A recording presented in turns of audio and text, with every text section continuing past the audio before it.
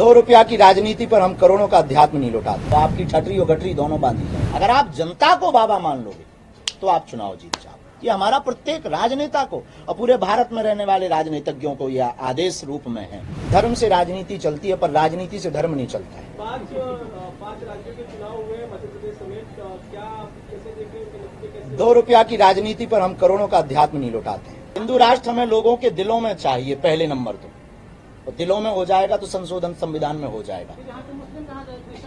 उनको कहीं भागने की जरूरत नहीं है। राम के राज्य में सभी रहते थे। राम राज्य की स्थापना में न मुसलमानों को भागना है न क्रिश्चियनों को भागना है। यही हमें उन्हें समझाना है। राम राज्य का मतलब सामाजिक समरसता, हिंदू राष्ट्र का मतलब सब में एकता, हिंदू राष्ट्र का मतलब कि आप हमारी राम की यात्रा पर पत्थर नहीं फेंकेंगे, हिंदू राष्ट्र का मतलब पालघर में जो संतों के साथ अत्याचार हुआ वो आप लौट करके नहीं करेंगे। किसी को भागने की जरूरत नहीं है। लेकिन हाँ, अगर आपके दिल में खोट है, आप अगर पालघर वाले वो आदमी हो, अगर आप राम की यात्रा पर पत्थर फेंकने वाले आदमी हो, तो आपकी ठटरी और गठरी दोनों बांधी जाएगी। हमने कभी ये बोला नहीं है कि हम बिना दवाइयों के ठीक कर देते हैं। हमने सिर्फ भारत को ये बताया है कि भारत में मंत्र चिकित्सा है, भारत में मंत्र विज्ञान है, भारत में जो है ऋषि मुनियों की परंपरा के मंत्रों का साधन भी है। तो हमने भारत के लोगों को सिर्फ जगाने का प्रयत्न ये किया कि आओ लौटें पुनः वेदों की ओर। हम अपनी संस्कृति, अपने संस्कार, अपने वेद और वेद मंत्रों को ना भूल जाएं। इसीलिए सिर्फ दरबार लगाते हैं कि हमारा सनातन कितना अद्भुत और कितना अचूक और कितना अटूट है, उसका एक प्रत्यक्ष प्रमाण बागेश्वर धाम का